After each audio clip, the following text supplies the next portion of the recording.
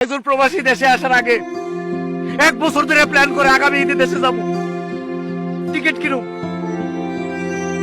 প্লেনের টিকিট কিনার লাগে ফ্লাইট কিনে তো ওভার টাইম করে জমায় টাকা, যে এই টাকা দিয়ে আমি টিকিট করে দেশে যাব, বাবার লোক ঈদ করুম, বোর লোক ঈদ করুম, আত্মীয় স্বজন লোক ঈদ করুম।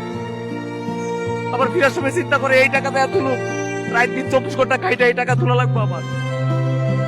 একজন প্রবাসীর দুঃখ, একজন প্রবাসীর কথা তোরা কেউ জানোস না রে ভাই, তোরা কেউ বুঝোস না।